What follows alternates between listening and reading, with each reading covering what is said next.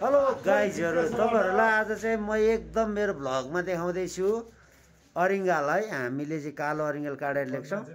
तपाईहरुलाई म देखाउन चाहन्छु आजको हाम्रो रात्रिकालीन भोजन।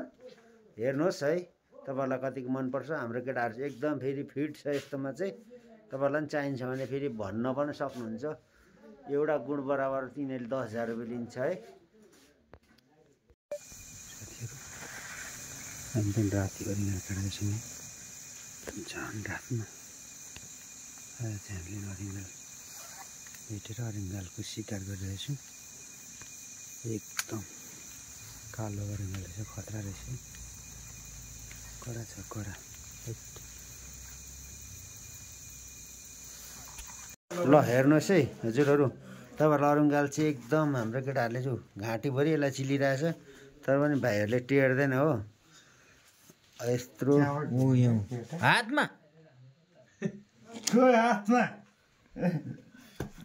नछु भनेको यस्तो यस्तो गुड छ बच्चा हो यो है। केटाहरूले चाहिँ माउलाई पनि फेरि बाँकी राख्दैन है, यसरी माउ पनि हान्छन् हो। यो चाहिँ यस्तो छ एउटा एकदमै मजाले मारेर ल्याएको छ। आज चाहिँ आजको रात्रिकाली भोजन चाहिँ हाम्रो एकदम सुपथ स्वादिष्ट हुन लागेको छ। भाइहरूले लगभग धेरै नै काटेर ल्याएको छ है आज चाहिँ। भाइहरूले रातभरि गएर अनि यसको एकदम भ्यागीदार भाइ चाहिँ उहाँ हुनुहुन्छ है। उहाँ चाहिँ फेरि अरिङ्गाल र केटी भनेपछि राम्रो खालको शिकार गर्छन्। भाइ चाहिँ नाम मुपेश हो। अनि यता हाम्रो भाइहरू चाहिँ केलाउनु मात्रै बिचराहरू जान्दछन् है। हेर्नुहोस् बिचारा सबैलाई गरेको एउटा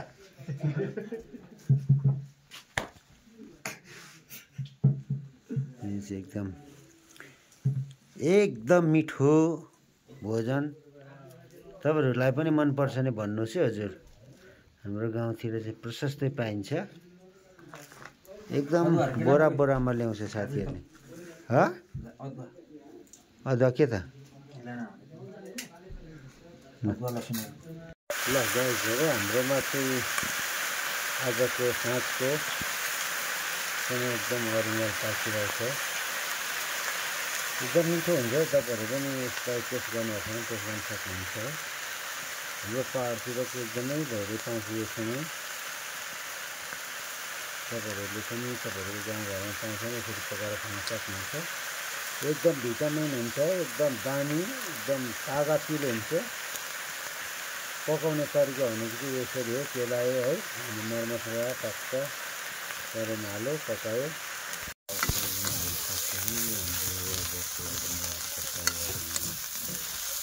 अब हामी खान लागेका छौँ साथीहरू।